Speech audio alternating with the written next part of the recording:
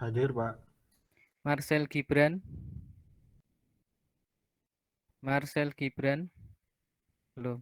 Jeremy. Hadir, Pak. Oke, Lutfi Faturrahman. Hadir, Lutfi. Pak. Oke. Katon Prasetyo. Hadir, Pak. Sigit Yunianto. Hadir, Pak. Gibran Nabil. Hadir, Pak. Muhammad Alaikaula. Muhammad Alaikaula. Belum. Teguh Suprayogi. Hadir, Pak. Bagas Suryanugraha. Hadir, Pak. Swangga Aditya Primandaru. Hadir, Pak. Firmansyah. Firmansyah. Hadir, Pak. Oke. Abdul Aziz. Hadir, Pak. Waradika. Waradika. Belum. Abi Aska. Hadir, Pak. Kalis Anjarwani. Hadir, Pak. Ahmad Yusuf Ridho. Hadir, Pak. Hafid Zaki. Hadir, Pak. Oke. Hanif Sugianto. Hadir, Pak. Nabil Al-Fatih. Nabil Al-Fatih. Belum. Faizal Asmi. Faizal Asmi. Hadir, Pak. Oke. Jati Lukman Hakim. Jati Lukman Hakim. Oh, hadir. Safrizal Fadila. Safrizal. Belum. Fadlur Rahman. Hadir, Pak. Oke. Hafid Bagaskara. Hadir, Pak. Prasetyo Budi Utomo. Hadir, Pak. Faradina Firdania. Hadir, Pak. Yogi Azana. Yogi Azana. Hadir, Pak. Oke. Zaki Fahrur Rozi. Hadir, Pak. Khairul Imam. Hadir, Pak. Izaz Bayu. Izaz Bayu. Belum. M. Wijdan Fauzil Azim. Wijdan. Hadir, Pak. Oke. Muhammad Rizal. Hadir, Pak. Abdul Hafar As'ari. Hadir, Pak. Alberta Yudhya. Hadir, Pak. Oke. Muhammad Fajar. Hadir, Pak. Muhammad Teguh Priyonggo. Hadir, Pak. Oke. Siapa yang belum dipanggil? Waradika. Oke. Waradika hadir. Hadir, Pak. Oke. Siapa lagi? Siapa lagi yang belum? Oh, Karisa. Datang. Sudah hadir. Oke. Terus ada lagi yang belum?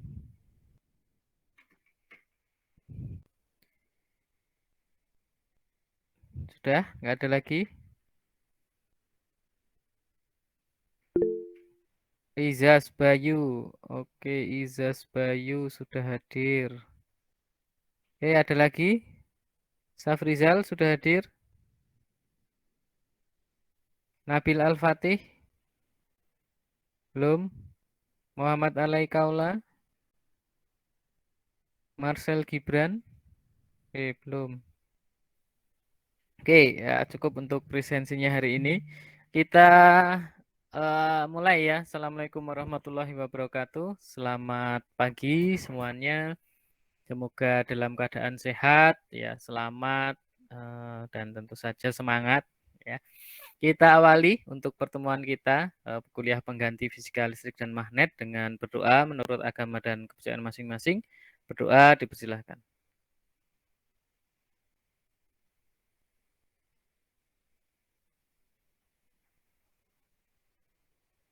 Amin, terima kasih. Oke, minggu lalu kita sampai bab berapa ya materinya ya?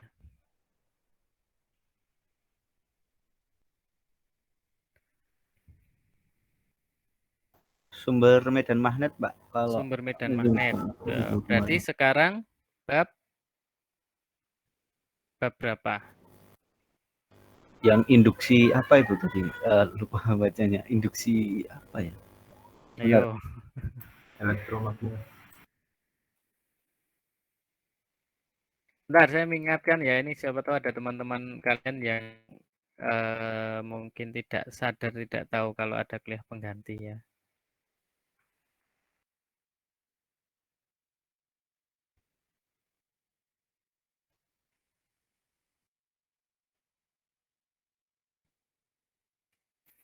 Oke. Hari ini berarti kalau setelah sumber medan magnetik ya berarti kita sekarang masuk ke bab 29 itu terkait dengan induksi elektromagnetik ya. Jadi kita udah menyentuh-nyentuh ke teknologi yang sampai sekarang ini dimanfaatkan dengan sangat masif ya. Jadi apa sih elektromagnetik kok bisa masif gitu ya. Nah, itu apa Mas? Mas Putra Muhammad ya. Apa Mas kira-kira Mas? Elektromagnetiknya apa pernah dengar? Halo, Mas Putra.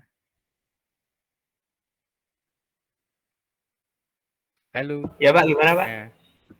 Kan kita bicara terkait dengan induksi elektromagnetik ya. Pernah dengar elektromagnetik? Pernah mungkin Pak? Oh, pernah. Mungkin apa sudah ya. Apa Mas? Elektromagnetik itu kalau nggak salah gabungan antara listrik sama magnet ya Pak? Iya, apa yang aplikasi elektromagnetik yang sudah pernah diketahui ya? Apa Mas? Telepon kabel Pak? Telepon kabel, oke boleh. Terus kita coba yang lain lagi, ada siapa ini yang hadir tadi? Khairul Imam. Nah, Khairul Imam. Pernah dengar ya Mas Coba. elektromagnetik ya? Pernah, Pak. Nah, apa Mas? Apa tuh elektromagnetik itu? Magnet yang dialiri arus listrik. Magnet yang dialiri arus listrik. Ya, bisa apa magnet dialiri arus listrik? Maksudnya magnet yang diciptakan dari kumparan yang dialiri arus listrik gitu, Pak. Oh, oke ya. Terus aplikasinya apa Mas yang tahu gitu ya? Selain yang tadi sudah disebutkan. Penggunaan di kereta maglev, Pak. Penggunaan di kereta maglev. Wih, kereta maglev ki apa ya? Apa Mas? Kereta cepat yang itu, Pak. Yang memakai elektromagnetik buat pergerakannya, Pak. Oh, alah Buat coba ya melaju. kita browsing tuh maglev. Oh, apa sih? Coba ya kita ini sudah mulai ngerekam nih. Kita cari tahu tadi kok disebut maglev ya. Maglev itu apa gitu. Nah, saya jadi penasaran ya. Maglev.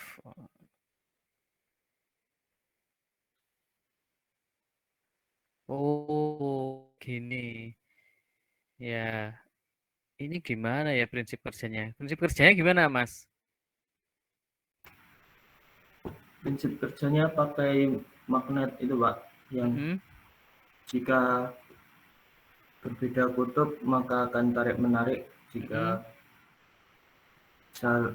sama kutubnya akan tolak-menolak atau Oh, gitu. akan mendorong gitu. Akan mendorong. Dan itu diletakkan di mana? Yang satu di badan kereta yang di bawah untuk pengganti rodanya, yang satu untuk di relnya, Pak, jalurnya. Oh, kayak gini ya. Canggih ya. Gini ya, berarti ya. Iya, Pak. Oh, alah, keren ya. Ternyata aplikasinya sudah secanggih ini ya. Luar biasa. Terima kasih Mas Khairul Imam tadi memberikan kita pencerahan ya terkait aplikasi tadi. Oh, ternyata bisa nih ya. seperti ini ya. Ini ya nanti detailnya kalian juga bisa baca ya, bisa baca sendiri. Tapi ini keren ini. Nah, ini prinsipnya ya. Oh, prinsipnya begini. Jadi ini ya. Jadi di bawah ini ya. Nah, oh, di ini kereta, ini yang ini di keretanya, ini nempel kereta. Terus ininya yang di relnya, di jalurnya ya. Oh, begitu ternyata. Nah, wih, mantep nih. Kalau N sama N tolak menolak, maka dia nggak sampai ini ya, nggak bersentuhan. Jadi gaya geseknya minimal, ya, luar biasa ya pemanfaatan teknologinya. Nah, oke, mantap ya, kalian bisa membuat model seperti ini ya, misalnya membuat miniatur maglev, lah itu juga bisa tuh. Gitu. Apa bisa Pak? Bisa gitu ya. Ada banyak tuh aplikasinya ya. Nanti kita akan lihat seperti apa ya. Kalau dulu ada saya mengadakan pameran nih. Kalau sekarang kan agak susah ya. Terkait dengan aplikasi fisika listrik dan magnet itu saya buat proyek. Masing-masing harus membuat suatu alat yang mendemonstrasikan prinsip-prinsip yang ada di fisika listrik dan magnet gitu ya. Ya, seperti apa? Ada yang membuat model maglev tapi nggak seperti ini modelnya ya. Jadi modelnya lebih ke apa? Pakai kumparan gitu ya. Apa sih namanya ya?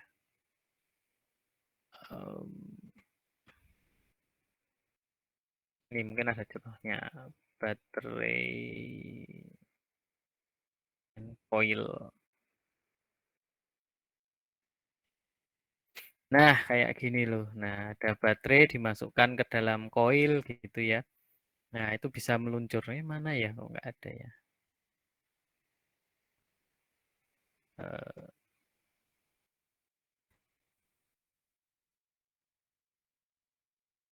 Baterai dikasih magnet, masukkan ke koil, dia bisa meluncur. Nah, itu videonya di YouTube banyak sih sebenarnya ya. Terus ada prinsip model yang lain lagi ya, yang dia bisa berputar gitu ya. Mungkin video-video seperti itu ya sebenarnya adalah penerapan dari prinsip fisika listrik dan magnet ya. Mungkin teman-teman, nah ini model kayak gini.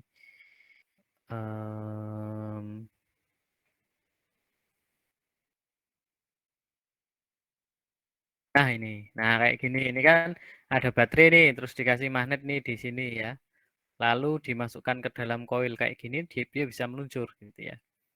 Nah, kita cek ya. Ini salah satu prinsip. Ini bisa tertampil nggak? Tertampil, Pak. Tertampil ya. Oke, tapi yang ini kita ganti. Nah, ini kayak gini nih. Ya.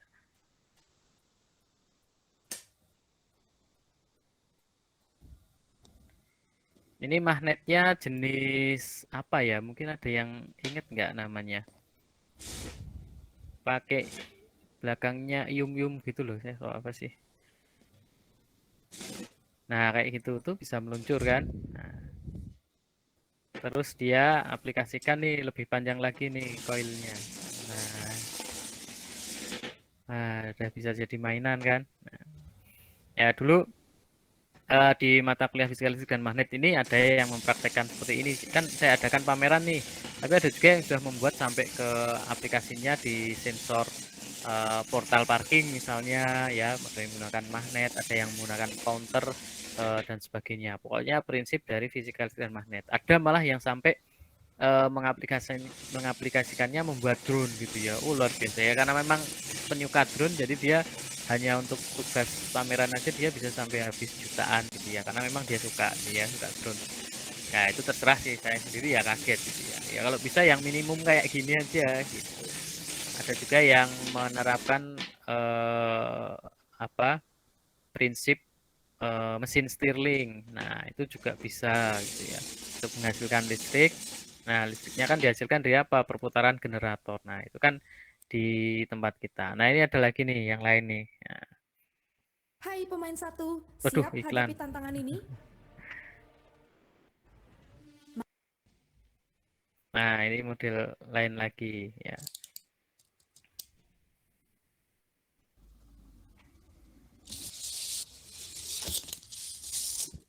Oh, masih kalah sama mobil-mobilan tadi.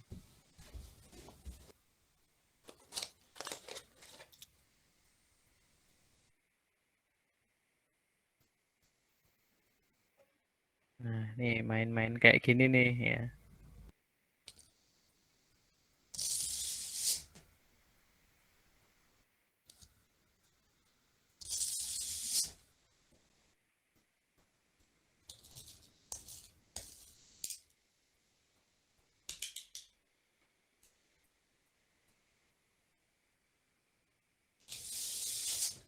Nah, oke, jadi ini prinsip-prinsip yang tadi ya sederhananya menggunakan yang seperti itu.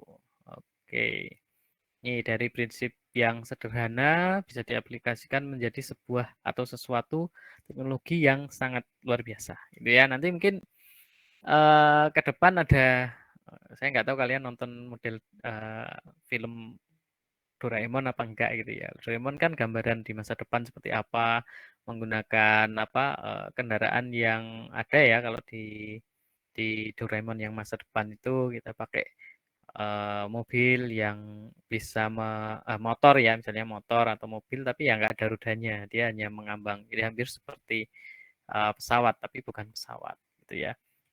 Ada juga kalau di jalurnya ya jalurnya bisa jadi menggunakan prinsip seperti tadi ya. Banyak sebenarnya aplikasi dari fisika listrik dan magnet ya karena ini sangat basic maka ya gambaran-gambaran percobaan sederhananya seperti tadi ya. Yang lain banyak di YouTube banyak ya bisa dicari. Oke, itu sebagai pengantar kita induksi elektromagnetik ya. Tapi nanti kita ada prinsip-prinsipnya seperti apa. Oke. Oke, sampai di sini ada yang mau mengawali diskusi juga boleh ya. Silahkan kalau ada yang mau mengawali diskusi. Bertanya boleh atau menyampaikan pendapat gitu. Silahkan kalau ada. Nggak ada? Oke. Kalau nggak ada kita mulai ya. Mungkin saya juga lebih cepat nanti ya. Ketika harus menyampaikan ini. Sebentar saya cek dulu.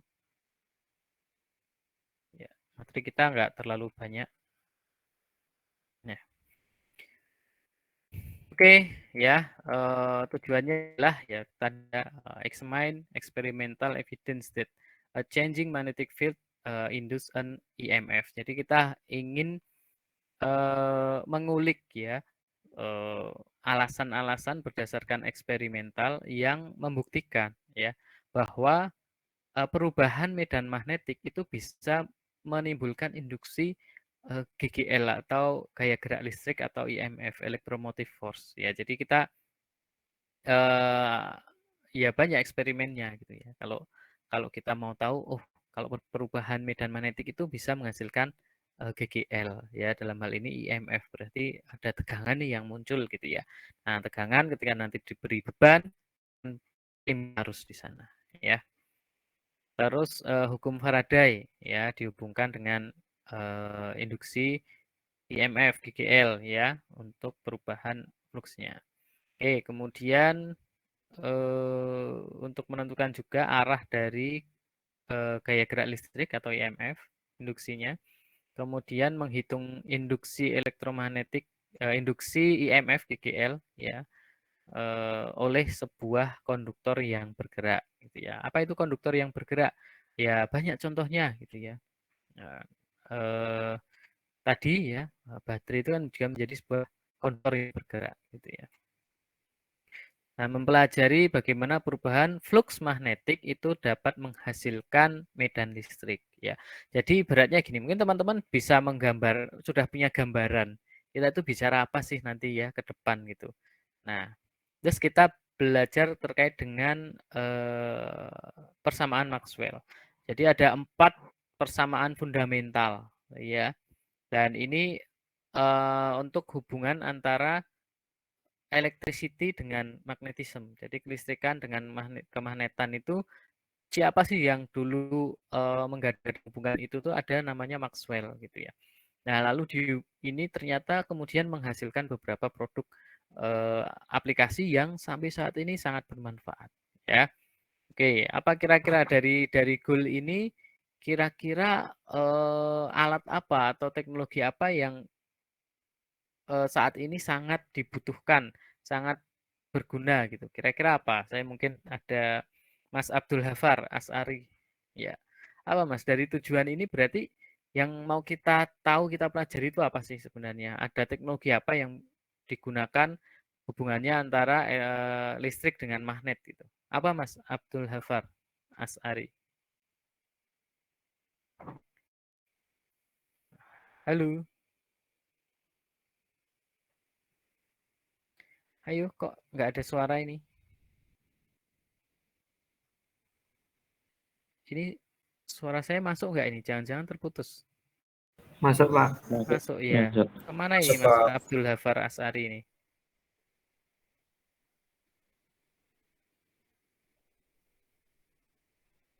Wah, nggak nyaut ini Mas Abdul Hafar As'ari ini. Ganti deh. Muhammad Fajar. Nah, Mas Muhammad Fajar. Halo Mas Muhammad Fajar. Halo Pak.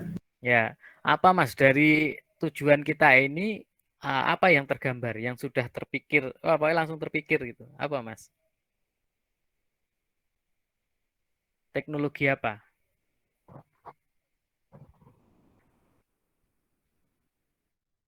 Ayo. Listrik, magnet. Dari magnet menghasilkan listrik. Nah, kira-kira apa Mas? Teknologi apa? Ya, seperti speaker gitu Pak. Speaker. Speaker itu dari apa Mas? Dari magnet, terus ada Pak, lilitan itu Pak, terus dialiri listrik. Nah, itu dari apa ke apa? Dari listrik dulu ke magnet atau magnet dulu ke listrik? Listrik dulu ke magnet Pak, terus jadi bunyi. Oke, ya jadi bunyinya karena magnetnya digunakan ya dialiri listriknya sesuai dengan sinyal-sinyal yang diinginkan, kemudian listriknya magnetnya itu bisa menggetarkan membran, ya membrannya itu bergetarnya ya sesuai dengan keinginan sinyal-sinyal listriknya. Jadi misalnya nada do sinyalnya bagaimana ya, getarannya polanya seperti apa. Nah, itu kan sound engineering di situ ya. Oke, terus kalau yang dari ini masih hubungannya dengan itu Mas. Kalau dari magnet ke listrik apa Mas? Kebalikannya speaker itu.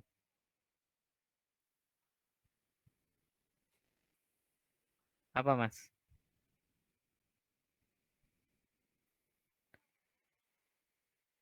Oke, dibantu yang lain lah. Mas Yogi Adana. Halo Mas Yogi. Iya Pak. Ya, apa Mas? Kebalikannya speaker apa Mas? Kebalikannya speaker.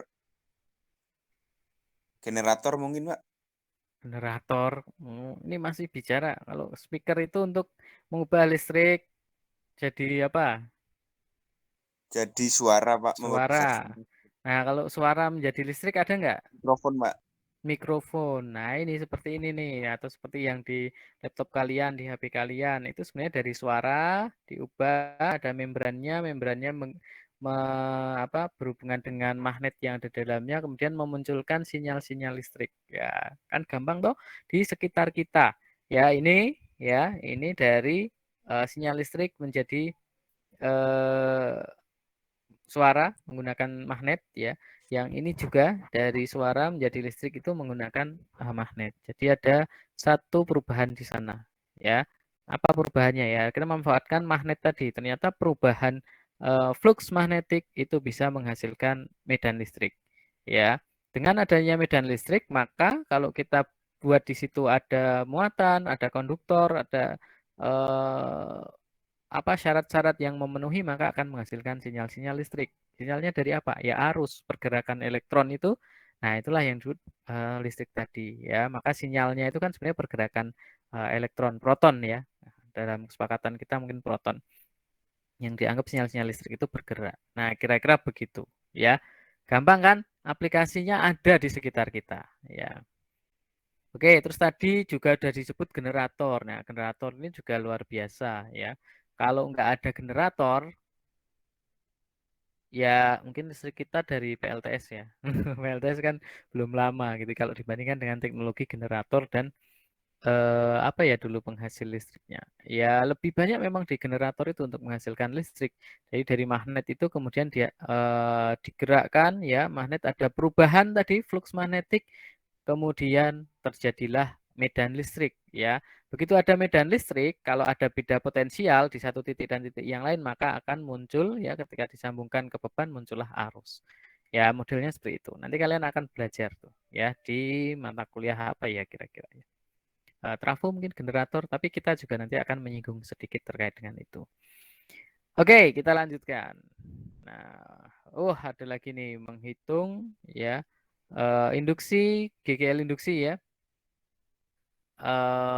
yang disebabkan oleh konduktor yang bergerak. Terus belajar bagaimana sebuah perubahan flux magnetik itu bisa menghasilkan listrik, ya. Nah, sebenarnya banyak kuncinya di ini di persamaan Maxwell, ya. Kalau kalian mau mungkin bisa beli bukunya Pak Adlan ya. Pak Adlan kan nulis buku 2 macam nih. Itu juga bisa tuh dipakai kalau misalnya buku ini kurang nih. Nah, Pak Adlan ini nulis buku yang bahasanya enak nih. Ya, itu ada 2 buku ya. Belajar elektro itu mudah ya bagian 1 dan belajar elektro mudah bagian 2. Ya, saya ada bukunya gitu ya dan itu salah satunya membahas juga di dalamnya persamaan Maxwell ya. Bahasanya mungkin mudah tapi mudah-mudahan ya kalian bisa gitu ya. Mudah menurut saya kan orang beda-beda ya. Nanti mudah-mudahan bisa. Ada yang tertarik nggak beli bukunya Pak Adlan gitu ya? Nanti bisa nanti siang mungkin bisa tanya ya, Pak Adlan boleh beli bukunya nggak gitu ya atau lewat saya siapa tahu saya dapat ini ya dapat apa namanya komisi ya dapat komisi. Oke kita lanjutkan. Nah banyak sekali ya aplikasinya. Ini alat yang kita gunakan mesin ATM itu juga pakai nih ya credit card. Kita menggunakan magnetism. Kemudian energy conversion tadi ya yang disampaikan menggunakan generator itu juga menggunakan induksi elektromagnetik. Kemudian ada hukum Faraday, hukum Lenz ya. Hukum Faraday itu apa sih itu ya? Nah, ada yang ingat nggak hukum Faraday? Siapa ya? Hafid ya, Hafid Bagaskara. Apa Mas? Hukum Faraday masih ingat nggak? Kaidah tangan kanan itu, Pak. Kaidah tangan kanan coba ceritakan. Yang arah arus menunjukkan gaya magnet sama arah arah medan magnetnya. Itu hukum Faraday?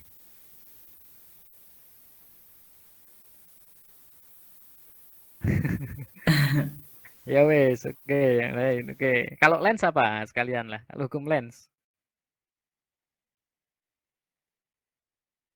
Belum pernah dengar ya, Man. Oh, belum pernah dengar. Oke. Oke, satu lagi deh ya. Ini tadi Hafid, sekarang Jati Lukman Hakim. Nah, apa Mas? Hukum Faraday dan Lenz itu apa sih? Kalian boleh kok kalau misalnya nggak pakai HP tapi ini ikutnya pakai laptop, HP-nya buat browsing ya boleh, nggak masalah. Bahkan kalau di kelas pun saya biasa begitu. Apa Mas?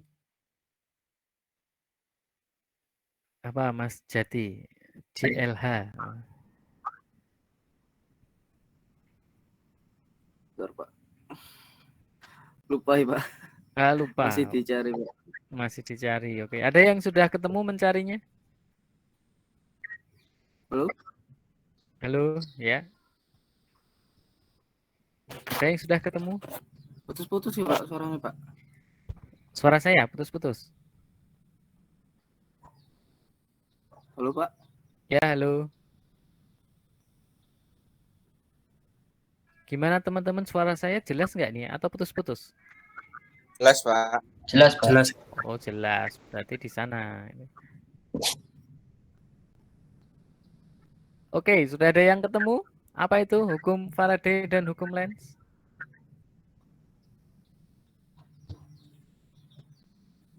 Apa? Ya, boleh.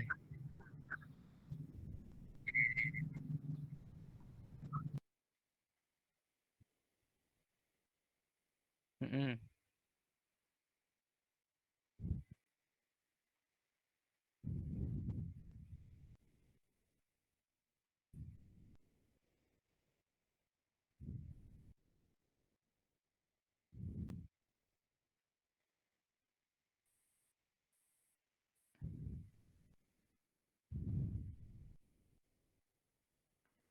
Nggak apa-apa, dibaca aja.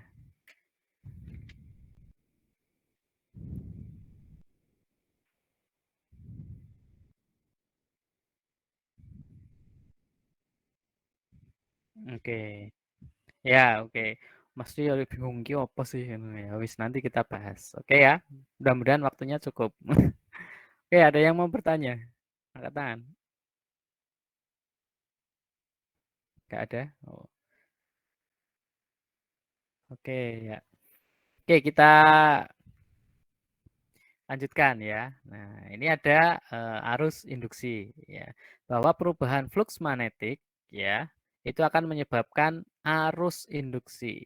Ya, tidak ada perubahan, tidak ada arus. Ya. Ini dibuktikan dengan apa? Ini kayak gini. Udah pernah mencoba? Nah, kalau belum ya silahkan. Kalau misalnya pas main-main ke lab, lagi gabut, misalnya praktikum udah selesai duluan, nah ada koil gini ya, cobalah dibikin gitu ya, terus di multimeter atau pengukur arus gitu ya. Nah itu boleh, terus ada magnet tuh digerakkan keluar masuk di sana. Nah dengan keluar masuk kan ada perubahan flux ya. Ada yang bisa bayangin nggak sih? Kok bisa ada perubahan flux gitu? Ya, dengan bergerak itu maka kan fluksnya itu yang semula mungkin seperti ini ya, ini mungkin ada di sini. Ini juga ada bentuknya garis-garis medan magnetik itu. Kemudian ketika masuk ke sana ya, maka terjadi perubahan flux gitu ya. Kalau hanya diam ya nggak ada apa-apa. Tapi kalau digerakkan berarti ada perubahan flux di sana. Maka ketika digerakkan, maka akan muncul di sini arusnya. Nah, ini gambarannya ya. Mungkin kita cari ya di YouTube mungkin. Nah, di YouTube ada. Nah,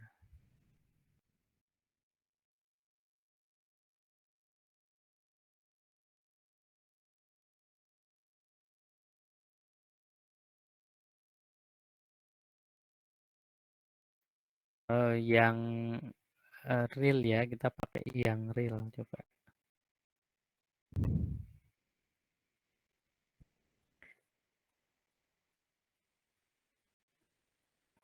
Duh, lambat.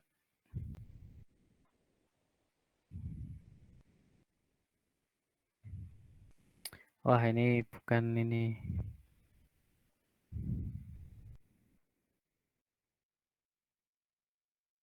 Magnetic induction experiment. Oke.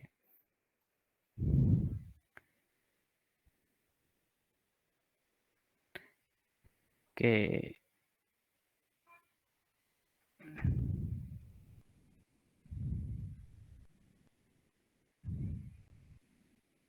Which helped Robert improve his negotiation. Oke, ini dari Prof. Meloh ya. In 1831, Michael Faraday in London and Joseph Henry in New York discovered electromagnetic induction Langsung relays. ya, kita Coil with one loop, lompat. and I will start by connecting the single loop coil Ini single loop to the ya. ammeter. Jadi loopnya hanya satu nih. Nah, I kayak now have gini. the single loop coil connected to the ammeter, and I'm going to move the bar magnet Nah, into perhatikan and out yang of di the sini ya, coil. teman-teman. And if you watch very closely, you can see a Nah, slight deflection of the ammeter needle. Okay, ada so now I'm perubahan going to nggak? connect the 10 loop coil. Ada arus nggak tadi, teman-teman? And then I'm going to do the same thing. I'm going to Nah, oke. move the Nah, kita lihat. bar magnet in and out of the Yang dia koilnya coil. banyak. Now Nah, you can see gimana? more Ada movement of perubahan? the needle. In fact, if I go Ada, very Pak. slowly, you see just Ada, a little bit of ya. a Kalau deflection. cuma satu ya And if nggak I go muncul tuh, quickly, you nggak ada see a perubahannya. greater Nah, amount of deflection.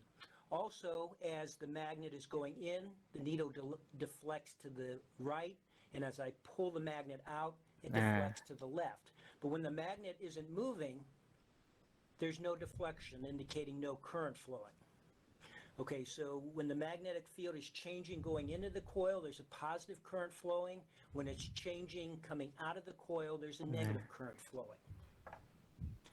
And now we connect the 100. Sekarang yang lebih banyak lilitannya, apa koilnya lebih banyak. Nah, begitu dicoba digerakkan, oh harusnya lebih gede nih. Berarti semakin besar, semakin banyak lilitannya akan semakin besar. Semakin cepat dia digerakkan, apa yang terjadi nanti akan terlihat di situ. Nah. Oke, ini rumusnya ya. Mungkin kita nggak masuk ke sini dulu. Oke, sudah paham ya terkait dengan ini ya, teman-teman ya.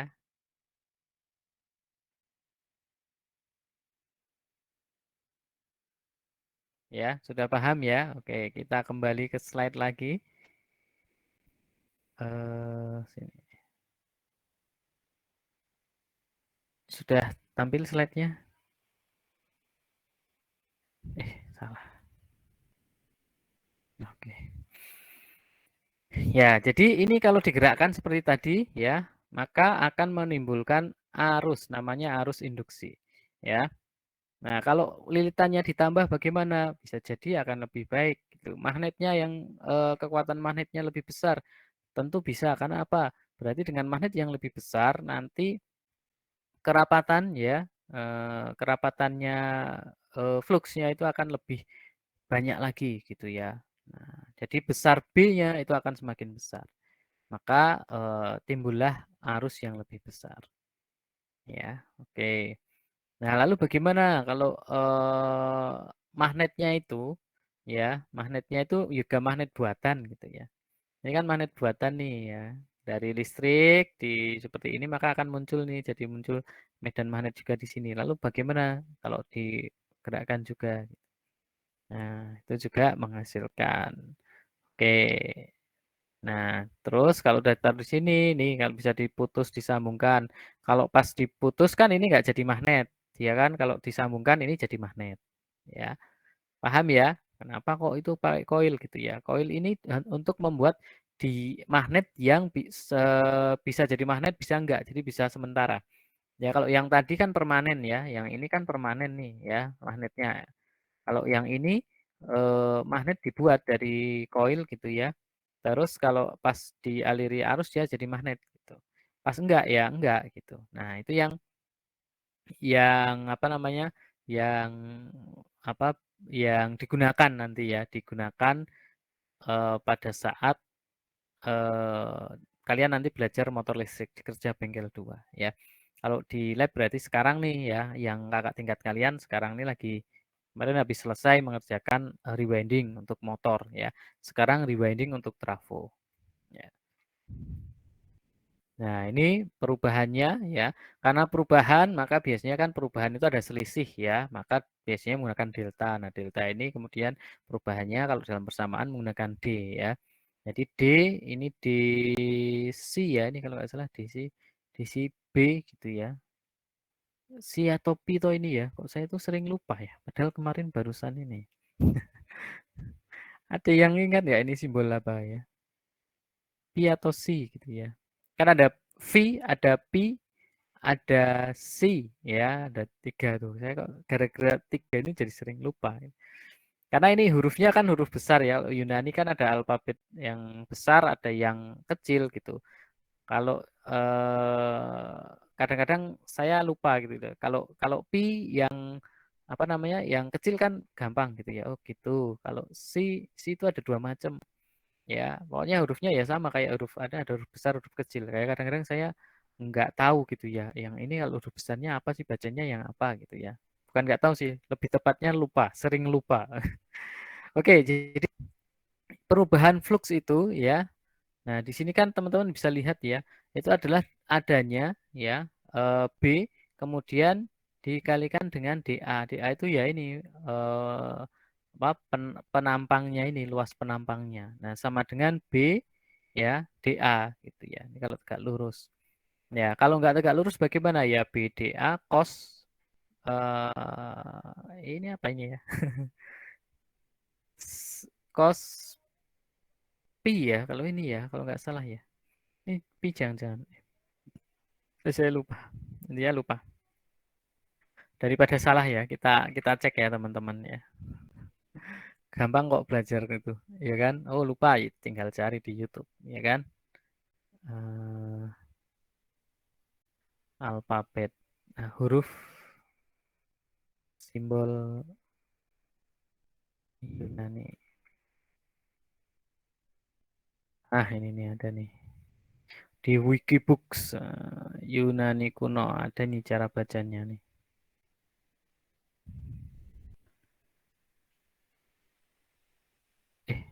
Kok pindah? Oke, kita share ya supaya teman-teman ingat loh. Kalau nggak gini ya nanti suruh nyari sendiri nggak dicari. Oke, kita cari ya simbolnya. Kalau delta ini kan. Nah, kalau transliterasinya jadi D. Makanya tadi D ya. Delta kan kita gunakan selisih. Kalau ini do ya besar gitu delta, tapi ini huruf kecilnya, sorry. Ini huruf besarnya. Ini pakai biasanya bacanya kalau dulu saya diajar ini do nih. Nah, ini pakai D. Transliterasinya jadi D. Epsilon, ya epsilon itu ada yang besar, ada yang epsilon yang kecil yang kemarin biasa kita gunakan. Kalau transliterasinya menggunakan E. Nah, beta itu seperti ini ya. B, gamma, delta, epsilon, zeta, eta, ya, theta. Ini theta ya. Ini eta. Yang untuk efisiensi itu ternyata ini ya, atau lain ya.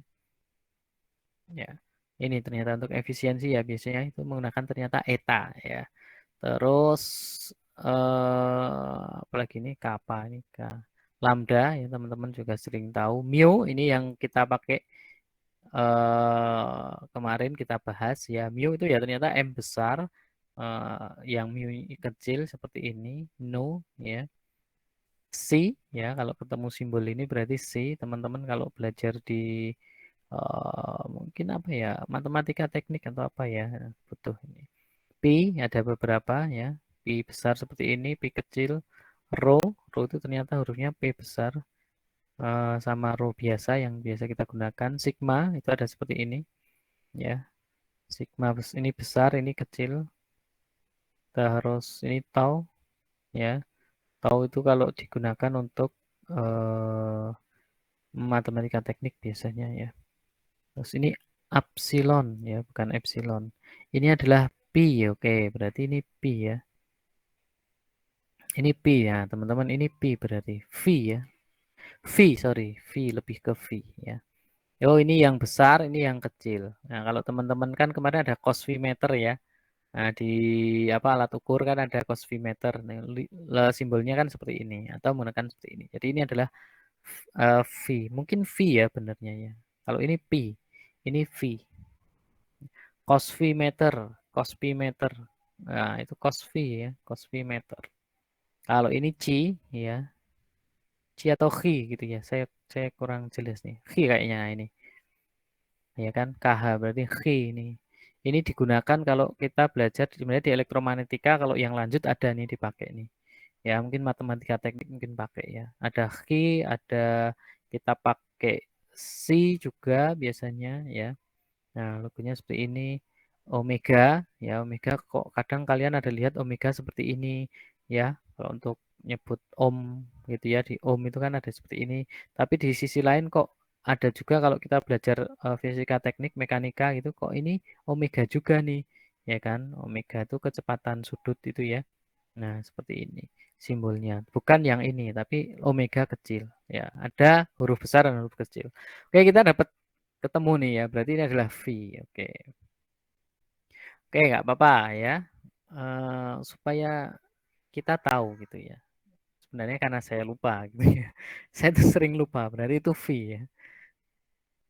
Padahal hampir selalu ya ketika pembelajaran fisika listrik begini ya biasanya saya sampaikan gitu ya, tapi lupa. Berarti ini dV ya, ini V.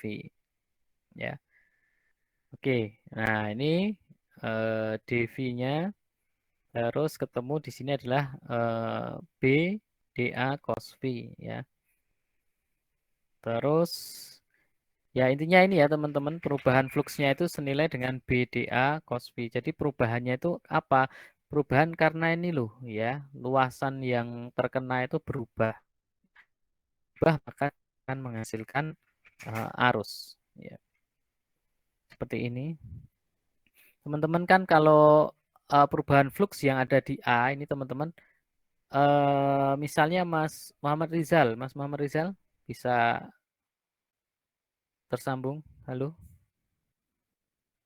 Iya, Pak. Nah, Mas Muhammad Rizal, ini kan lurus seperti ini nih.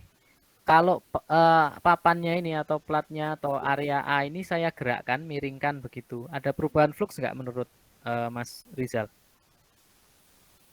Enggak. Yakin? Dimiringan kemana, Pak? Ini misalnya, ini sebentar saya. Nah, misalnya ini Mas, ini saya gerakkan ke sana gitu loh. Nah, ini loh bidangnya ini loh. Bidang A itu saya gerakkan, jadi miring, nanti jadi kayak gini. Nah, jadi gini. Nah, itu ada perubahan fluks nggak kira-kira? Ada berarti, Pak, mengikuti bidangnya itu. Mengikuti bidangnya, ada perubahan. Oke, kalau saya gerakkan lagi, jadi seperti ini. Berubah nggak fluksnya? Berubah. Berubah, ya betul. Karena apa? Fluks itu ya banyaknya garis-garis atau garis-garis medan magnet yang digambarkan sebagai garis-garis medan magnet yang melewati sebuah bidang. Nah, kalau bidangnya A, ketika saya lurus tegak lurus seperti ini, maka nilainya tentu beda. Nah, bagaimana membuktikan ada perubahan atau tidak ya? Berarti kita kan sudah tahu ya, kalau ini berarti pakai V-nya itu kan 0 ya. Dengan V-nya 0 karena kita pakai cos ya berarti nilainya maksimum nih kalau kalau seperti ini, kalau yang ini. Tapi begitu dimiringkan maka akan terbentuk sudut. Kita pakai cos berapa misalnya ya. Misalnya cos 30 ya berarti nilainya kan lebih kecil daripada yang ketika cos 0. Berarti nilai apa namanya? Nilai fluksnya berubah. Apalagi kalau seperti ini. Ya kan? Nilai fluksnya berapa ya? Karena ini cos-nya cos 90 ya kan. Berarti cos 90 itu berapa? Ya kan? Mendekati 0 kan atau 0 gitu ya. Maka flux yang melewati sini tidak ada. Maka berubah dari yang ini fluksnya 0, yang ini fluksnya mungkin A, yang ini fluksnya maksimal ya. Jadi ada perubahan. Nah, itu yang disebut seperti itu. Makanya ketika ada nih medan magnet yang bergerak ke sana ya, terus kita punya satu bidang ini misalnya ya, ini magnet misalnya ini ada medan magnet di sini medan magnetnya yang ini ya. Terus ini ya yang dialiri arus listrik misalnya kita gerakkan ya mungkin akan muncul. Atau mungkin di sini ada sebuah konduktor gitu. Terus kita kita gerakkan gitu maka akan menimbulkan suatu arus. Nah, itu gambarannya seperti itu. Dan itu pasti teman-teman banyak gitu ya bisa mendapatkan teknologi yang merupakan aplikasi dari konsep ini ya. Nah, flux ya ini ya teman-teman, flux tergantung pada orientation of surface ya. Orientation itu berarti arah gitu ya, arah permukaannya gitu ya. Dibandingkan dengan apa? Dibandingkan dengan B, arah medan magnet ini ya. Ya kalau ini misalnya merah itu adalah medan magnet gitu ya. Terus kalau saya pakai yang hijau itu adalah areanya. Misalnya seperti ini ya, dia maksimal. Lalu bagaimana kalau miring seperti ini ya, tentu berkurang. Bagaimana kalau begini? Ya, tentu berbeda lagi. 0 mendekati 0. Nah, kira-kira begitu. Nah, Pak itu berarti kalau cuma diputar-putar gitu aja areanya terus bisa menghasilkan. Iya, kan ada perubahan flux gitu. Ya, itu prinsipnya. Nah, ini contoh nih kan digerakkan nih. Ini saya ringkas ya tadi ya. Nah, nih kalau kayak gini berarti mendekati 0. Nah, hukum Faraday. Nah, muncul toh. Itu tadi apa ya?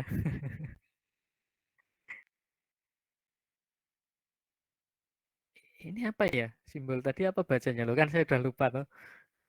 Ya gini ya, mohon maaf ya, saya punya kekurangan tuh seperti itu.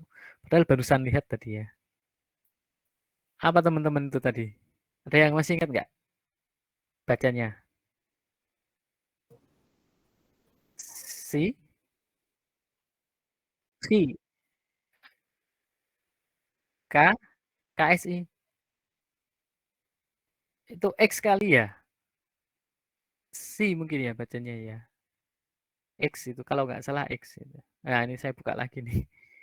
Nah X itu X itu berarti bacanya si ya. Ya X itu X C ya ini C. Nanti dicarilah gitu ya. Nah C ini. Saya nyari juga terus lupa juga. Nanti teman-teman silakan ya. Ini saya sering lupa nih ya. Nah ini ya hukum Faraday-nya ya. Induksi GGL atau IMF ya, IMF in a closed loop equals negative of time rate of change of magnetic flux through the loop gitu ya. Mungkin teman-teman kalau Pak ini kok ya wis browsing gitu ya, dicari gitu ya. Jadi kalau ada loop yang tertutup ya, induksi elektromagnetik di dalam sebuah loop yang tertutup sama dengan, nah ini loh. Nah, ini kan tadi ya panjang. Ini adalah induksi GGL-nya ya. Si tadi ya. Saya nggak tahu bacanya X. Pokoknya kalau di literasinya jadi XX kan. Kalau ada I-nya berarti si ya. Tapi ini nanti silahkan dicari. Kalau ketemu share ya. Saya sering begitu ya lupa lagi kok gitu. Nah, sama dengan ya negatif dari time rate. Time rate itu berarti pakai DT ya. Per rata-rata waktu. Jadi perubahan dalam satuan waktu. Time rate of change of magnetic flux. Jadi perubahan magnetik per satuan waktu yang melalui loop gitu ya. Loop itu ya berarti tertutup ya, atau rangkaian gitu ya. Nah, jadi teman-teman apa definisinya? Jadi GGL induksi itu dihasilkan ya, itu sama dengan ya perubahan negatifnya ya. Negatif dari perubahan flux per satuan waktu ya. Loh, kalau ininya 1 detik ya pakai 1 detik. Kalau 1 menit ya berarti dalam 1 menit itu berapa ya. Oke, dari sini sudah bisa dipahami ya. Nah, kira-kira seperti ini. Dia berubah, tapi perubahannya berapa? Per 1 detik itu berapa sih gitu. Nah, itu menyebutkan nilai dari GGL induksinya ya. Tapi diminuskan ya, diminuskan ya. Negative of time rate of change of magnetic flux through the loop ya. Jadi perubahan persatuan waktu, perubahan flux magnetik persatuan waktu. Oke. Dalam kasus ini ya, jika flux berubah dari maksimum menjadi minimum ya dalam waktu T dan loopnya itu adalah terhubung ya. Oke. Jadi kira-kira rumusnya seperti itu. Nah, satuannya apa? Kalau kita fluxnya itu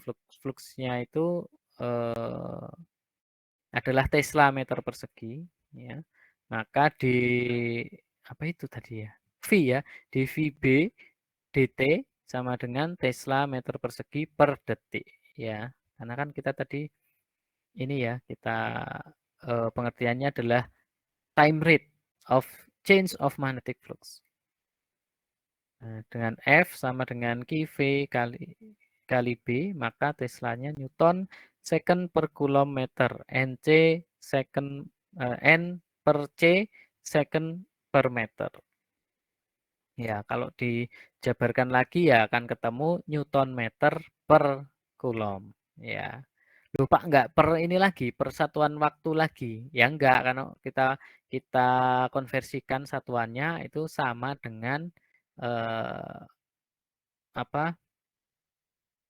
Newton meter per coulomb ya. Ya itu sebenarnya sama dengan Tesla meter persegi per detik. Nah, ternyata bisa sederhanakan lagi ya, Newton meter itu sama dengan Joule ya. Jadi satuannya menjadi Joule per Coulomb. Nah, ini sama dengan volt. Nah, volt apa, teman-teman? Volt itu satuan apa? Tegangan. Tegangan, Pak. Yakin. Volt satuan apa? Ayo.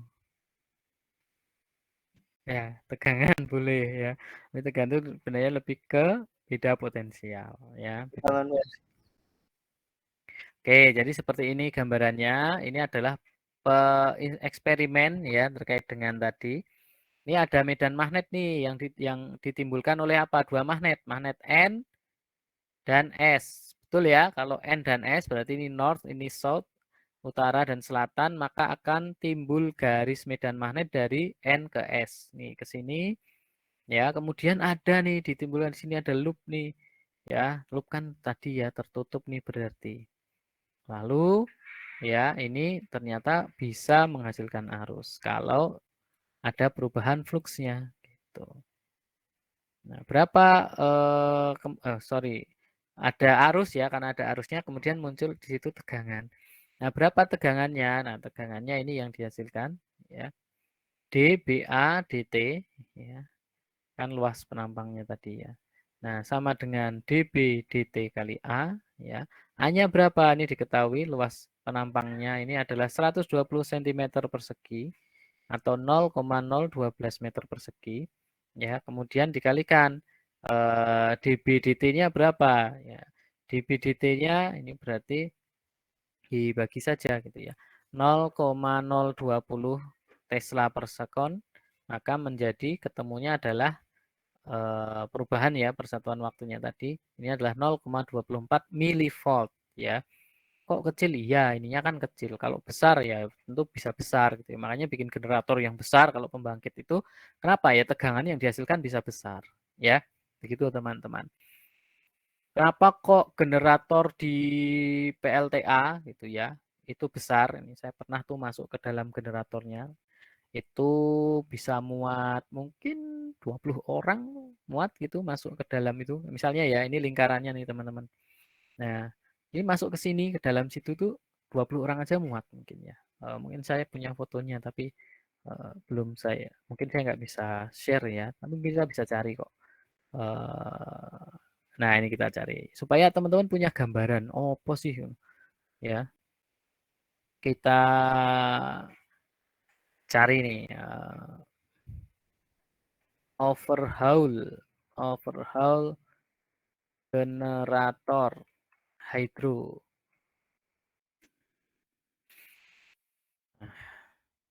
Ini saya share ya ke teman-teman nih. Apa sih ya? Kenapa kok bikinnya besar? Nah, dengan prinsip tadi ya, berarti kan kita tahu nih kalau medan magnetnya lebih besar, kemudian penampangnya lebih besar, maka bisa menghasilkan tegangan yang lebih besar pula. Nah, oke, bisa terlihat teman-teman?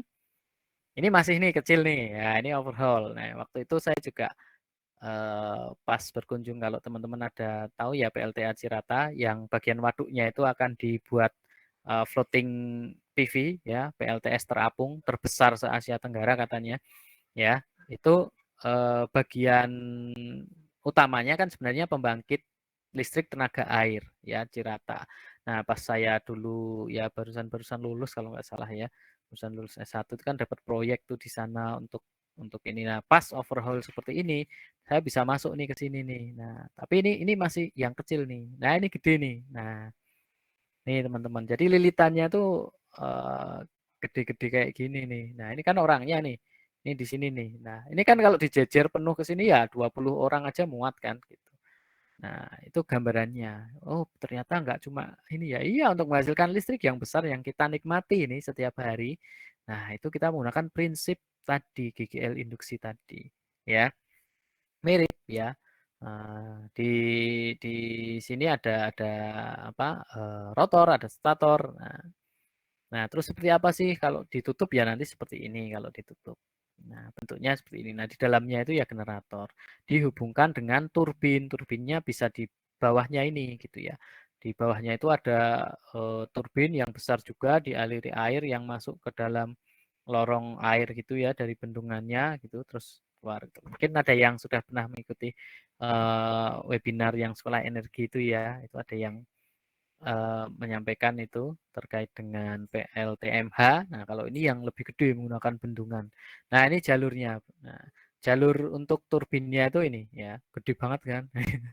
Ini gede untuk apa? Ya menggerakkan supaya turbinnya itu bergerak dan generatornya bisa ikut bergerak gitu. Jadi kalau kita biasanya di atasnya sini nih mantau gini. Nah, ini kan di sini ya. Oh, ini berisik sekali.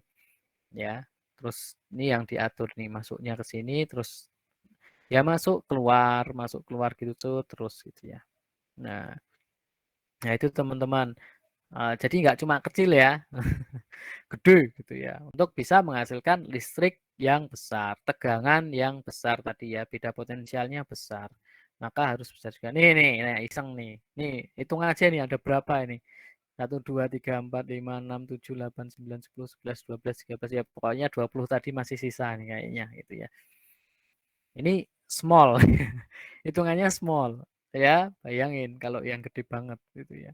Nih, ini 20 lebih nih, mungkin 40 bisa masuk tergantung ya. Maka dia bisa menghasilkan tegangan berapa dikalikan dengan arusnya berapa, maka wattnya besar. Ya, biasanya berapa sih kapasitasnya? Ini generatornya 80 megavolt ampere. Ya, biasanya nyebut orang berapa sih kapasitas pembangkitnya? 80 megawatt gitu ya. Ya, sebenarnya itu kalau yang dihasilkan langsung itu adalah VA, volt ampere. Karena AC ya. Ya, 80 volt ampere. Nah, kira-kira begitu ya gambarannya nih teman-teman. Aplikasinya itu seperti itu. Ya, yang kita nikmati setiap hari listriknya. Nah, lilitannya bentuknya seperti apa teman-teman nih bisa dilihat.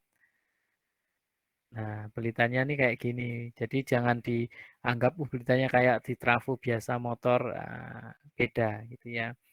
Besok kalau kalian mengadakan, mungkin ya kalau udah boleh namanya apa sih dulu, studi ekskursi atau kunjungan industri ya. Kunjungan industri kalau kalian dulu namanya. Itu kalau bisa pas overhaul begini, top. Kalian bisa tahu tuh, oh kayak gini gitu. Tapi kadang-kadang nggak tahu dibuka apa enggak kalau pas overhaul seperti ini ya. Nah, ini teman-teman gambarannya ya. Jadi kalau kalian nanti di kerja bengkel 2, praktikumnya adalah bongkar motor dan melilit lagi, jangan disepelekan, ya kan? Itu kalian belajar sebuah konsep dan teknologi yang sampai saat ini masih dipakai gitu ya. Mungkin orang apa ini mending belajar AI dan sebagainya loh. Kalau semua belajar AI nggak ada yang ngasilin listrik ya. Ada yang saya ini aja yuk nambang Bitcoin gitu ya. Kripto ngomong gitu. Ya kalau nggak ada yang bisa bikin generator begini ya mana dapat listrik gitu ya. Gimana mau nambang? Ya, benar nggak? Oke, jadi ada kerjaannya masing-masing ya. Jadi jangan saling menyepelekan. Jadi kalau nanti praktikumnya rewinding motor, jangan, wah apa sih itu rewinding motor cuma gitu doang. Ya. Jangan cuma gitu doang. Dicoba aja pada kebakar gitu ya. Ya, saya aja juga belum tentu jadi gitu ya. Oke, Oke karena faktornya banyak ya. Kebiasaan. Ini ada, sebentar ini ada intruder. Intruder ke kamar.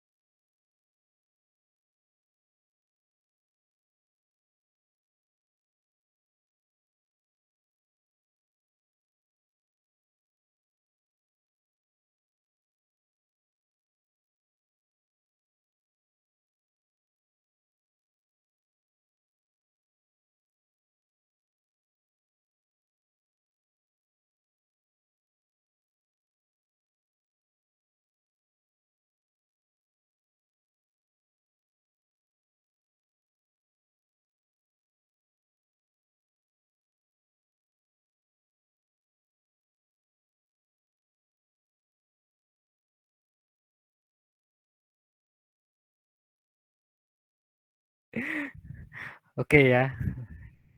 Ngomong anak lanang gitu ya. Sama ngomong anak kalian.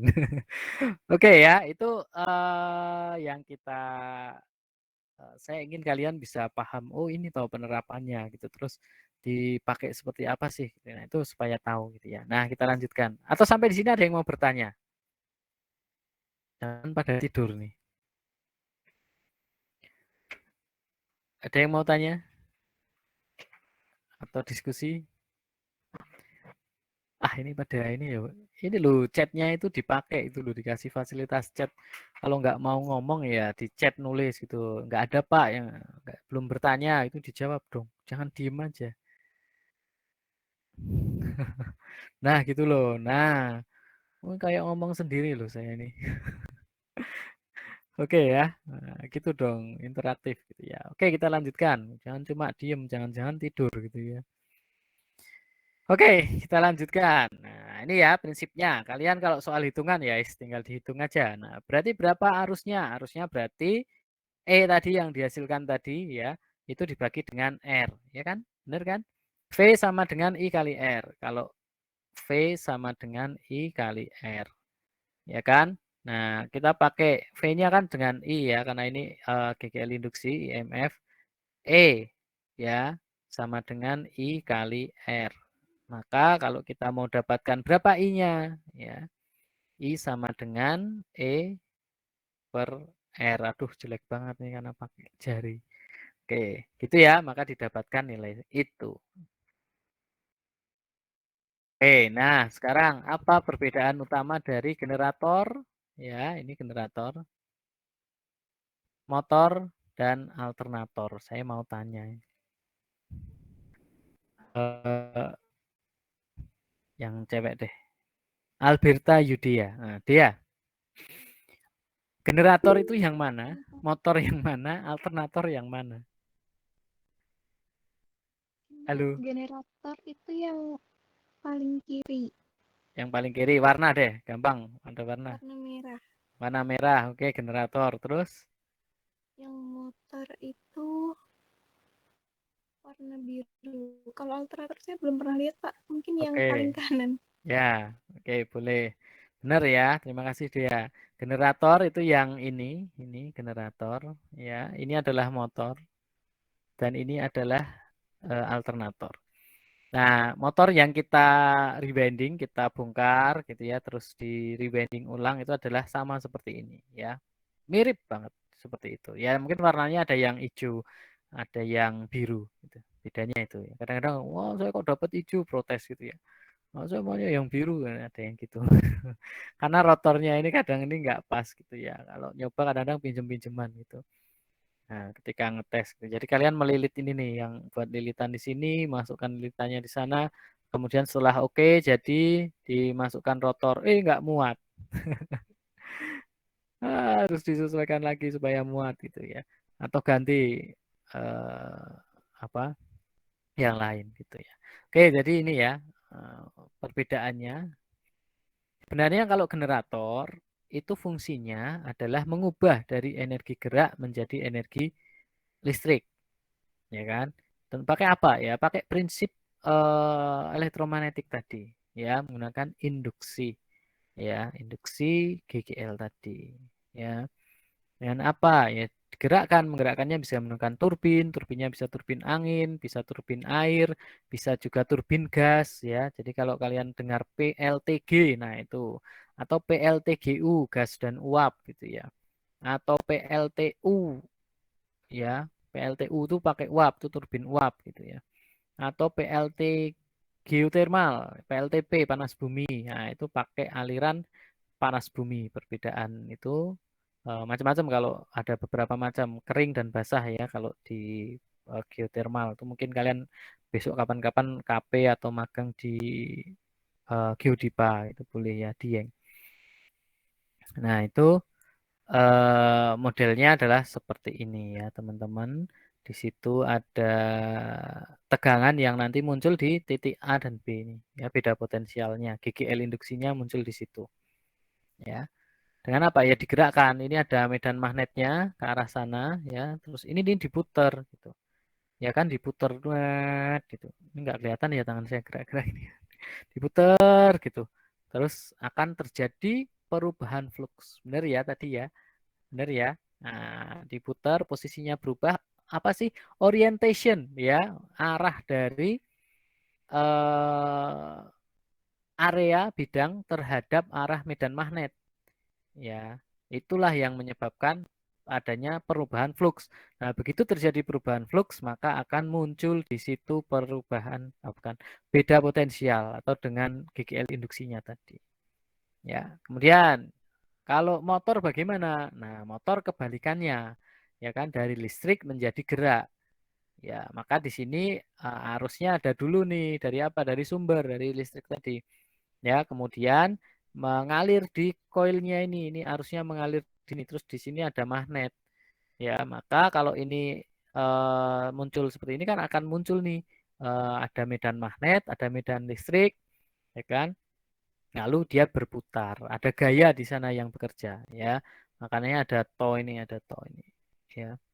Ada torsi yang di situ juga dibuat kalau kalian nanti di mobil listrik, ya, ada yang ikut tim mobil listrik, ya, kalian mendesainnya bisa gitu ya, seperti ini. Kalau motor, kalau generator bisa juga ya untuk desain itu juga bisa.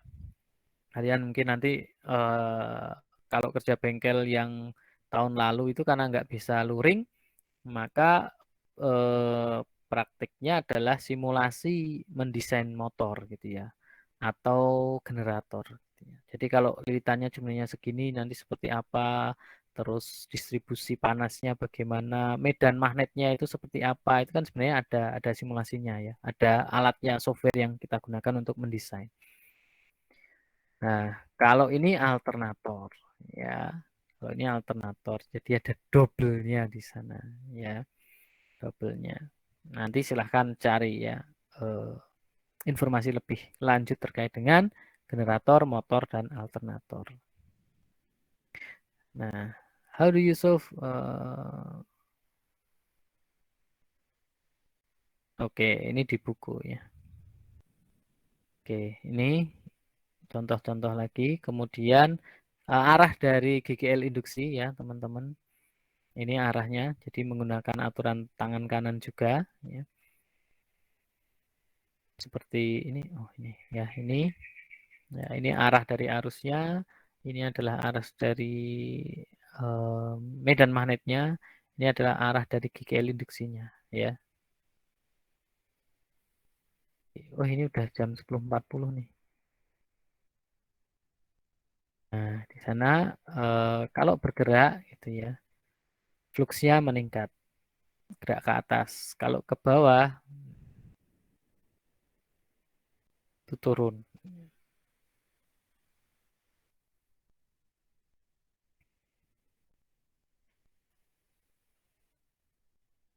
Nah ini ke sana.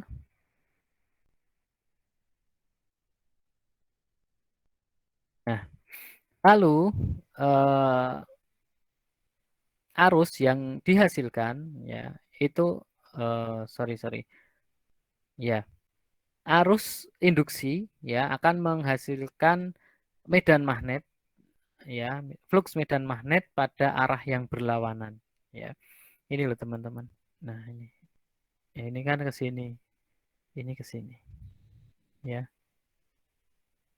Jadi itu yang menyebabkan ya kita sering menyebutkan bahwa ini nilainya nanti negatif ya. Tadi kan di awal seperti itu ya. Kenapa ya? Karena berlawanan dengan itu. Maka di ini apa dituliskan negatif ya, kira-kira begitu. Terus hukum Lenz ya. Nah, ini dia yang menyebutkan bahwa arah dari induksi magnetik ya itu akan berlawanan gitu ya. Pasti ada arah yang efek yang berlawanan gitu ya. Penjelasannya seperti apa sih gitu ya. Nah, mengapa ini contohnya? Nah, ini kan teorinya begini nih ya kan teman-teman. Nah, tadi kan kalau arusnya bidangnya itu ke atas, sorry ya, tadi bidang ya. A itu ke atas, B-nya itu ada simpangan sudutnya sekian, kemudian ada GGL induksinya tuh arahnya ke sini nih ya. Ya. Tapi ya ternyata ada yang melawan gitu. Nah, jadi ternyata ada yang melawan. Nah, ini yang disebut dengan hukum Lenz tadi. Nah, ternyata yang arus induksinya tadi itu sendiri menghasilkan magnet, medan magnet, sorry ya, menghasilkan medan magnet gitu. Jadi ada dua nih, yang tadi udah ada medan magnet, terus akan memunculkan apa arus gitu ya, arus induksi tadi ya. Panah itu menunjukkan kalau arus ya, meskipun logonya GGL induksi ya teman-teman. Kenapa? Ya kalau tegangan kan nggak ada arahnya. Yang ada arahnya adalah arusnya gitu ya. Berarti ada beda potensial antara titik positif dan negatifnya gitu ya, dia bergerak. Nah, ternyata si arus itu sendiri, arus induksinya itu sendiri juga menghasilkan medan magnet gitu. Ya, paham ya?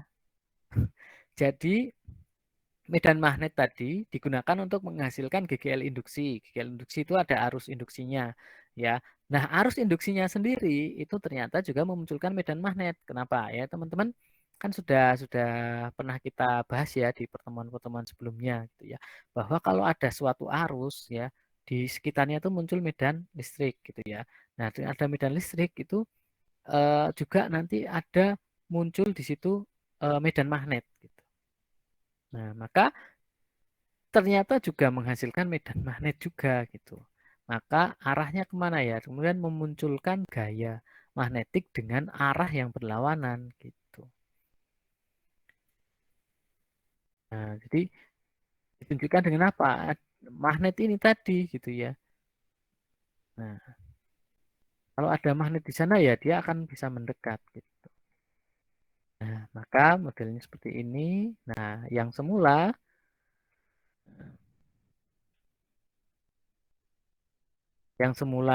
seperti itu, nah ternyata ada yang menghasilkan arah yang berlawanan. Kira-kira begitu. Jadi ini ya teman-teman, ini kan ke sana nih, B-nya. Nah setelah ada ini menghasilkan B juga tapi ke arah yang sebaliknya.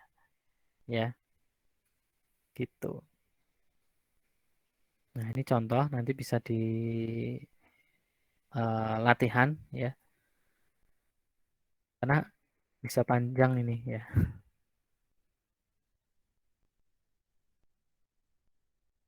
Nah, ini gambarannya ada ternyata di sini ya untuk alternator. Water turning a turbine hydroelectric ya. Gasoline motor turning a shaft juga ada.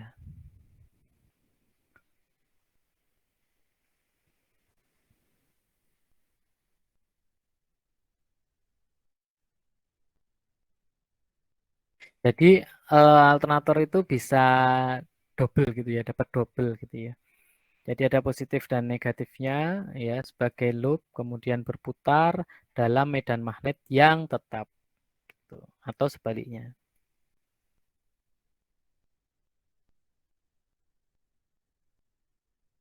Ya, perhitungannya sama ya dengan yang tadi, tapi ada pertimbangan bahwa berapa nilai cos V-nya ya, cos V-nya itu adalah omega T. Ya, mungkin teman-teman di mekanika dulu ya fisika mekanik ada.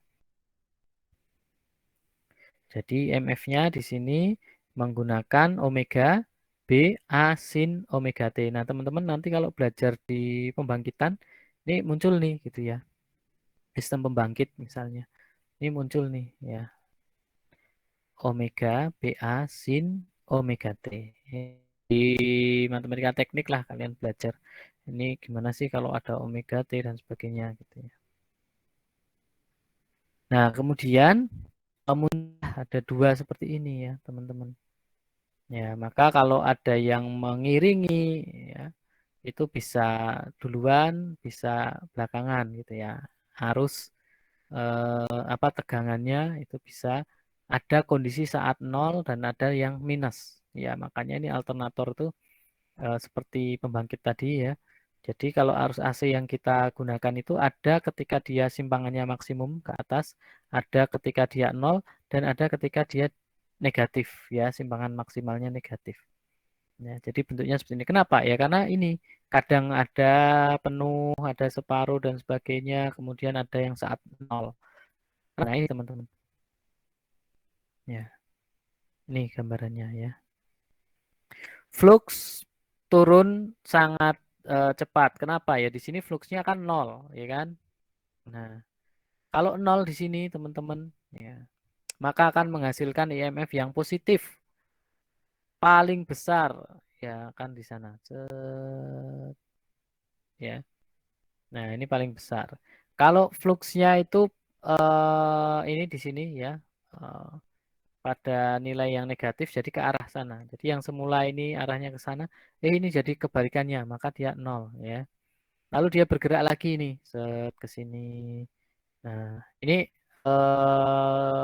Pak Adlan tuh punya tuh simulasinya ya. Ya silahkan nanti kalau tertarik bukunya itu ada tuh buku.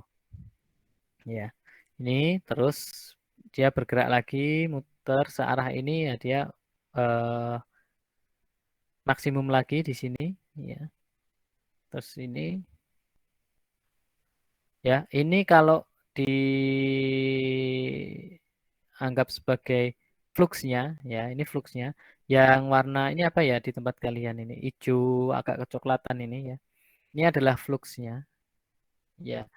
Fluxnya kan kalau begini maksimum ya, teman-teman tadi kita belajar. Kalau arah medan magnetnya, kita tadi kan belajar nih arah medan magnet. Kalau areanya itu tegak lurus begini, maka akan maksimum fluxnya. Maka ketika ini, posisi seperti ini, fluxnya di sini maksimum. Ya. Lalu bagaimana dengan ini? Ininya masih 0. Gitu. Lalu dia bergerak, putar gitu ya. Ini putarnya ke sini nih. Nah, maka dia akan fluxnya turun, ya kan? Turun sampai ketika dia bentuknya seperti ini, berarti kan yang semula begini dia jadi searah gitu ya. Maka dengan searah ini kan sudutnya ya dengan arah ini kan sudutnya dengan arah apa namanya garis normal. Terus ini adalah arah medannya, maka 90 derajat. Kalau kita pakai cos 90, maka nilainya 0. Maka di sini ketika bentuk orientasinya terhadap medan magnet seperti ini areanya, maka dia mendapatkan flux yang 0 ya, tapi nilai di sininya dia maksimum. Karena apa? Terjadi perubahan yang drastis. Antara apa? Antara dari yang tadi fluxnya besar menjadi 0 ya, itu kan perubahannya banyak, maka nilai GGL induksinya itu menjadi tinggi ya. Demikian juga ketika dia bergerak lagi, maka dia fluxnya seperti ini. Ketika fluxnya itu maksimum, kan perubahannya hanya tadi ya. Nah, maka dia munculnya di sini jadi 0.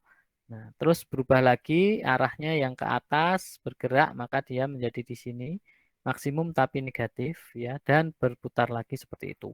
Begitu terus ya, maka menghasilkan arus AC itu gelombangnya adalah sinusoidal seperti ini. Ya. AC arus AC itu nanti bentuk gelombangnya seperti itu, baik arusnya, baik tegangannya, dan baik VAR-nya ya. VAR itu tegangan untuk reaktifnya itu juga bentuknya sinusoidal seperti itu ya. Kenapa ya? Karena ini ada saat dia tegangannya tinggi atau tegangan tingginya kan saat ini terjadi apa perubahan yang drastis gitu ya, dari perubahan flux yang drastis gitu. Kalau ini fluxnya ya dari ini kan fluxnya maksimum menjadi 0 gitu. Nah, itu menjadi perubahan yang tinggi. Ini juga ya terus menjadi tinggi gitu ya, tapi arahnya kebalikannya. Dan seperti itu ya. Mudah-mudahan kalian paham. Kalau enggak, nonton videonya di YouTube gitu ya. Kalau kalian punya oh ini ada nih profesor ini menjelaskannya lebih gampang dari Pak Suwono, nih lebih bisa dipahami ya, silahkan. Boleh kok itu ya. Malah justru saya sangat menyarankan. Oke. Begitu ya kira-kira ya. Nah, kayaknya kalau AC alternator itu dengan DC generator ya beda. Kalau generator itu lebih ke DC, ya. Kalau generator AC itu lebih disebut ke alternator, ya. Karena tadi ya nanti bentuknya gelombangnya ini seperti ini, ya. Kalau yang ini bentuknya kan gini, nah, ya lurus. Nah, bedanya ada pakai slip ring dan komutator. Nah, ini tadi sudah disampaikan, ya. Kalau di ini DC, ya. Oh sorry, ini AC, DC, sorry benar DC, ya. DC ini fluxnya sama seperti ini, sama nanti dia nggak ada negatifnya. Kenapa nggak ada negatifnya ya? Karena apa? Dia di atas terus gitu ya, di atas terus.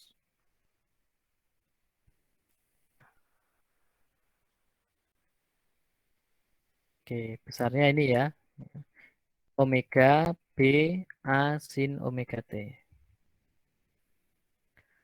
Oke, sudah mau habis waktunya. Ini rada cepat aja. Oke.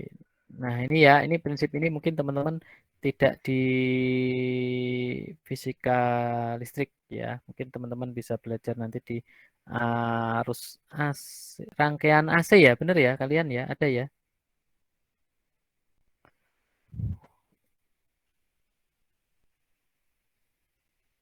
Pada diem lagi gitu loh. Ya, chatnya yang diketik gitu. Jawab ya. Nanti kan ada rangkaian AC ya, alternating current itu, nah kalian belajar di situ lebih banyak. Oke. Nah, ini prinsip-prinsipnya teman-teman untuk generator. Nanti bisa dibaca ya. Oke.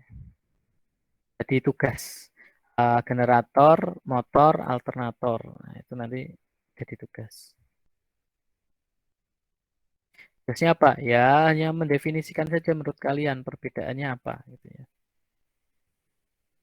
Nah, berapa daya yang bisa dihasilkan ini sebenarnya di sistem pembangkit ya. Nanti mudah-mudahan bisa. Nah, daya yang bisa dihasilkan adalah ya B kuadrat L kuadrat V kuadrat per R.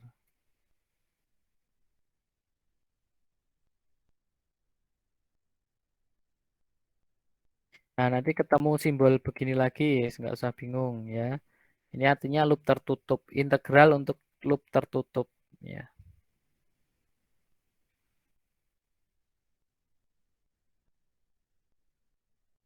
Habis apa ini? Kok udah nggak bisa gerak lagi?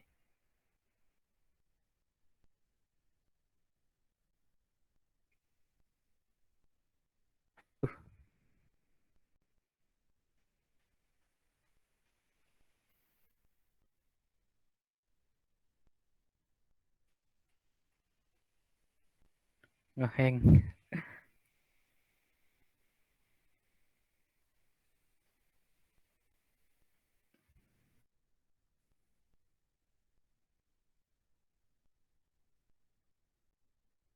Oke, mungkin itu teman-teman. Nanti silahkan bisa didalami dengan tugas yang saya berikan ya. Jadi penting sekali untuk memahami apa itu generator, apa itu motor, apa itu alternator ya. Dan nanti ada juga beberapa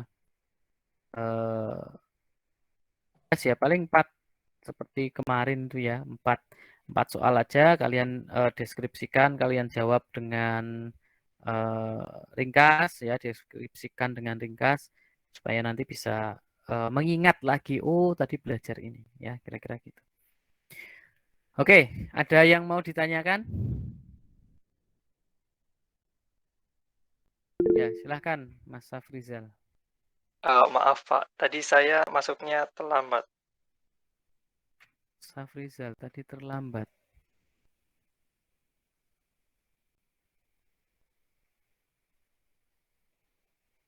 Oke ya, belum masuk. Ada lagi yang tadi belum presensi? Siapa?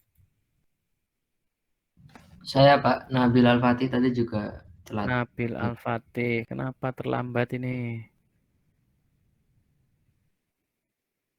Nah, mudah-mudahan besok tidak terlambat lagi ya, Nabil. Terus Ya, Pak. ini. Tadi Alai Kaula sudah hadir belum?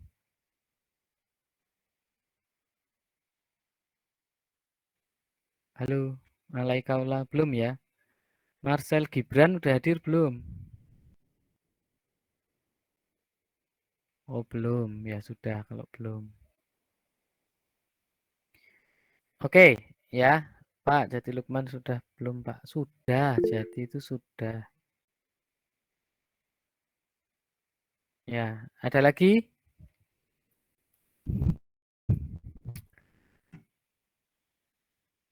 Oke, tidak ada. Oke, sinyal buruk.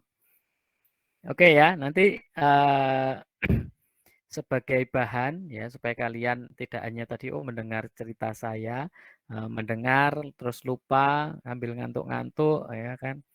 Nah, nanti dielok silahkan mungkin nanti dicek sekitar mulai jam 10.30 11.30 ya nanti bisa dicek, kalian bisa mengerjakan kuis singkat ya mungkin sampai sore nanti maksimalnya itu bisa diisikan apa sih yang kalian pemahamannya dari beberapa yang ditanyakan di soal kuis nanti ya seperti kemarin lah simple.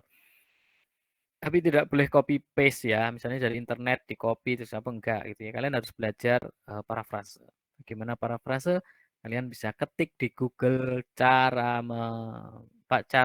parafrase. Nah, itu sudah ada. Jadi dibaca lengkap, kita pahamnya oh seperti ini kita tuliskan. Nah, itu intinya gitu singkatnya. Oke, begitu ya.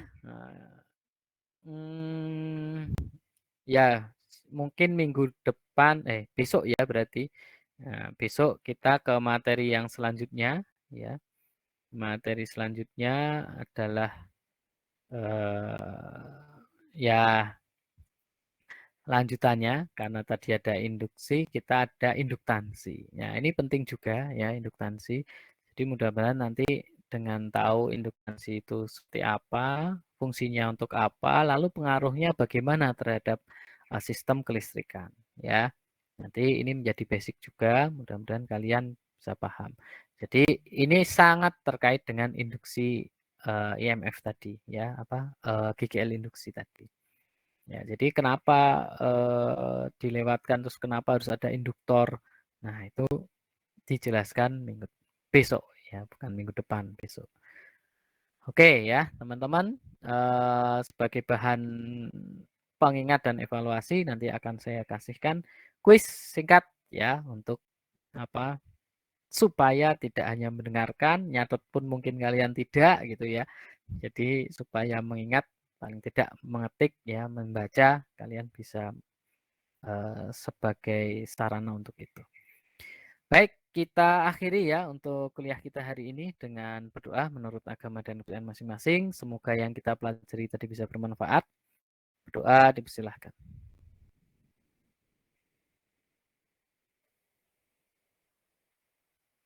Amin. Terima kasih. Mohon maaf bila ada kesalahan dan kekurangan. Mungkin ada yang merasa ngantuk dan sebagainya ya. Mudah-mudahan besok tidak ngantuk lagi. Dan kita akhiri. Assalamualaikum warahmatullahi wabarakatuh. Selamat siang. Waalaikumsalam warahmatullahi wabarakatuh.